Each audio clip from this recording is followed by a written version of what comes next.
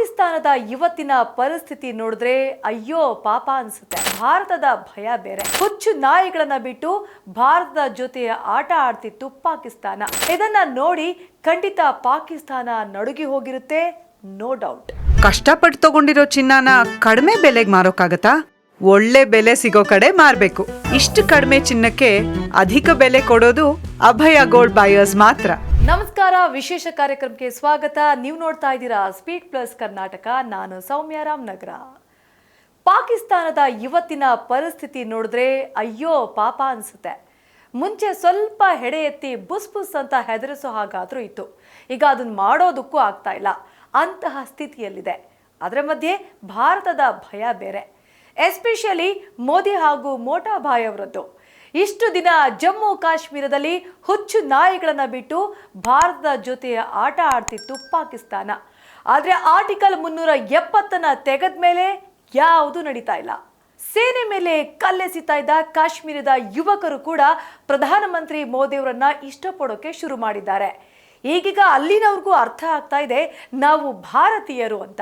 ಗೃಹ ಸಚಿವ ಅಮಿತ್ ಶಾ ಹಿಂದೆ ಒಮ್ಮೆ ಒಂದು ಮಾತನ್ನ ಹೇಳಿದ್ರು, ಬರೀ ಕಾಶ್ಮೀರ ಅಷ್ಟೇ ಅಲ್ಲ, PAK ಪಾಕ್ ಆಕ್ರಮಿತ ಕಾಶ್ಮೀರ ಕೂಡ ನಮ್ದೇ ಅಂತ. ಮೋದಿ ಸರ್ಕಾರ ಕಾಶ್ಮೀರದ POK ಮೇಲೆ ಮೊದಲಿಂದ ಒಂದು ಕಣ್ಣನ್ನ ಇಟ್ಕೊಂಡಿದೆ. ಕಾಶ್ಮೀರವನ್ನಂತೂ ಈಗ ಸ್ವರ್ಗವನ್ನಾಗಿ ಮಾಡಾಯ್ತು. ಈಗ ನೆಕ್ಸ್ಟ್ ಟಾರ್ಗೆಟ್ POK. ಅದೇ ಮಾತು ಅಮಿತ್ ಶಾ ಅವರ ಬಾಯಲ್ಲಿ ಈಗ ಬಂದಿದೆ. ಇಂಡಿಯಾ ಟುಡೇ ಕಾನ್ಕ್ಲೇವ್ನಲ್ಲಿ ಭಾಗವಹಿಸಿದ್ದ ಅಮಿತ್ ಶಾ POK ಭಾರತದ ಒಂದು ಭಾಗ, ಅದರಲ್ಲಿ ಹಿಂದೂ ಮುಸ್ಲಿಮರು ಪ್ರಶ್ನೆಯನ್ನೇ ಉದ್ಭವಿಸುವುದಿಲ್ಲ. ಅಲ್ಲಿನ ಮುಸಲ್ಮಾನರು ನಮ್ಮವರೇ, ಅಲ್ಲಿನ ಹಿಂದೂಗಳು ನಮ್ಮವರೇ. ಇದನ್ನು ಸಂಸತ್ತಿನಲ್ಲೂ ಹೇಳಿದ್ದೇನೆ. ಒಬ್ಬಿಬ್ಬರು ಜನರಿಗಾಗಿ ದೊಡ್ಡ ನಿರ್ಧಾರಗಳನ್ನು ತೆಗೆದುಕೊಳ್ಳುವುದಿಲ್ಲ ಅಂತ ಹೇಳ್ತಾರೆ. ಜೊತೆಗೆ ಈ CAA ಬಗ್ಗೆ ಕೂಡ ಅಮಿತ್ ಶಾ ಮಾತನಾಡ್ತಾರೆ. ಆಫ್ಘನಿಸ್ತಾನದಲ್ಲಿ ಆಡಳಿತ ಬದಲಾದಾಗ ನೂರಾರು ಸಿಖ್ಖರು ಬಂದಿದ್ದರು. ಅವರ ನೋವನ್ನು ನಾನು ನೋಡಿದ್ದೇನೆ. ಯಾರು ತಮ್ಮ ಆಸ್ತಿ, ಮನೆ ಅಥವಾ ಗ್ರಾಮವನ್ನು ಬಿಡೋದಿಕ್ಕೆ ಇಷ್ಟಪಡೋದಿಲ್ಲ. ಅನಿವಾರ್ಯವಾಗಿ ಬರಬೇಕಾಗುತ್ತೆ. ಸೊ ರಾಜಕೀಯದಲ್ಲಿ ಸಹಾನುಭೂತಿ ಇಲ್ಲದೆ ಇದ್ರೆ ಅರ್ಥವೇ ಇಲ್ಲ ಅಂತ ಹೇಳ್ತಾರೆ. ಭಾರತೀಯ ಜನತಾ ಪಾರ್ಟಿಯ ಮೇಲೆ ಒಂದು ಆರೋಪ ಇದೆ, ಮುಸ್ಲಿಮರ ವಿರೋಧಿ ಪಕ್ಷ ಅಂತ. CAA ವಿಚಾರದಲ್ಲೂ ಕೂಡ ಮುಸ್ಲಿಮರನ್ನ ಕಡೆಗಣಿಸಲಾಗಿದೆ ಅಂತಾಲೆ ಎಲ್ಲರೂ ಆರೋಪ ಮಾಡಿದ್ರು. ಸೊ ಇದೇ ಕಾರಣಕ್ಕೆ ಅಮಿತ್ ಶಾ ತಮ್ಮ ಭಾಷಣದಲ್ಲಿ ಪದೇ ಪದೇ ಮೆನ್ಷನ್ ಮಾಡ್ತಾರೆ, ನಮಗೆ ಹಿಂದೂಗಳು ಒಂದೇ, ಮುಸ್ಲಿಮರು ಒಂದೇ, ಭಾರತದಲ್ಲಿರುವ ಮುಸ್ಲಿಮರೆಲ್ಲ ನಮ್ಮವರೇ ಅಂತ. ಇಲ್ಲಿ ಅಮಿತ್ ಶಾ ಅವರ ಉದ್ದೇಶ ಸ್ಪಷ್ಟವಾಗಿದೆ.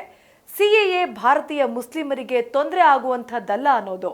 ಜೊತೆಗೆ ಇಷ್ಟು ದಿನ ಕಾಶ್ಮೀರ ಹಾಗೂ POK ಭಾಗದ ಮುಸ್ಲಿಮರ ತಲೆಯಲ್ಲಿ ಭಾರತೀಯ ಜನತಾ ಪಾರ್ಟಿ ಮುಸ್ಲಿಮರ ವಿರೋಧ ಅಂತ ತಲೆಗೆ ತುಂಬ್ತಾ ಇದ್ರು.